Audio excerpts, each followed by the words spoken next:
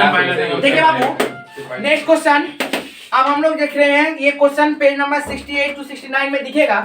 ये index number का question example number 6 है। इसमें देखिए क्वेश्चन में बोल रहा है फाइंड एक्स, जहाँ पे लास्ट पेयर और पासेस का वैल्यू दे दिया है। तो मुझे देखिए बेस ईयर का मतलब क्या होता है पहले ये समझ लेना पड़ेगा। बेस ईयर का मतलब बोलते हैं जीरो, करेंट का मतलब बोलते हैं एन। जीरो बोलो या फिर ओ बोलो, ठीक है ना, एन बोलो या फिर 1 बोलो, जो भी बोलो आप बोल सकते हो। नेक्स्ट प्राइस को हम लोग डिनोट करते हैं पी से, क्वांटिटी को डिनोट करते हैं हम लोग क्यू से, याद रखिएगा। अब देखिए आप लोगों को क्वेश्चन में बेस ईयर के अंदर में प्राइस और क्वांटिटी दिए हैं, बेस ईयर के अंदर में प्राइस और क्वांटिटी दिए हैं, और करेंट ईयर के अंदर में प्राइस और क्वांटिटी दिए हैं। बेस ईयर के अंदर में प्राइस और क्वांटिटी दिए हैं और करेंट ईयर के अंदर में प्राइस और क्वांटिटी दिए हैं।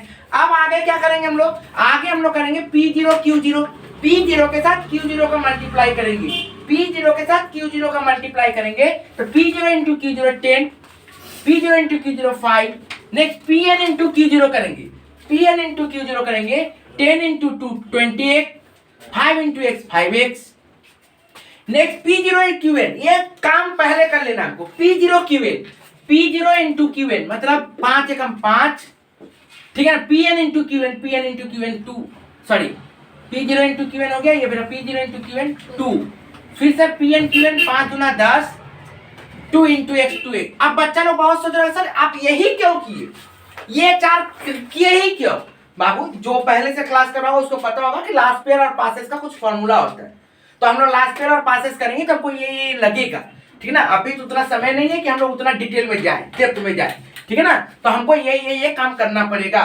तो जो ऑफलाइन क्लास किया उनको ज्यादा क्लियर होगा या फिर जो पहले से क्लास कर रहे हैं। अब देखिए आगे ध्यान से, इसको हम लोग क्या करेंगे सर, इसका फॉर्मूला क्या है। अब देखिए आप लोगों का क्वेश्चन में क्या बोल रहा है, Laspeyres is to Paasche's L is to P, L is to P 28 is to 27। अच्छा याद रखिएगा, यहां से एमसीक्यू क्वेश्चन बहुत इंपॉर्टेंट है, सब समय याद रखिएगा।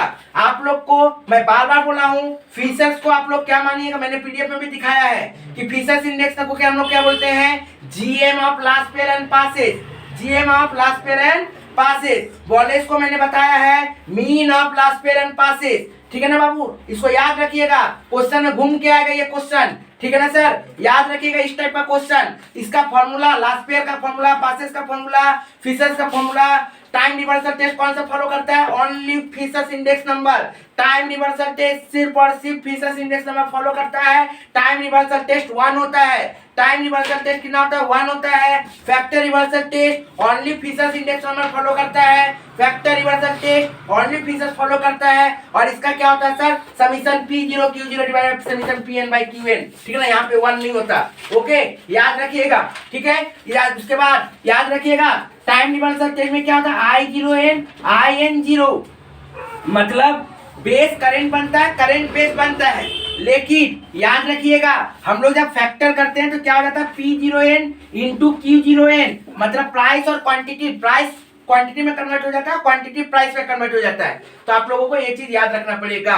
चलिए आगे बढ़ते हैं इस सवाल के पीछे। अब देखिए ध्यान से बाबू, L is to P, sir L का फॉर्मूला क्या होता है, L का फॉर्मूला देख लीजिएगा सर क्या बोला sir, summation Pn Q0 divided bye P0 Q0 into 100 divided by P का फॉर्मूला क्या हो गया सर, P का formula P0 Qn divided by Pn Qn, यही ना, इंटू 100।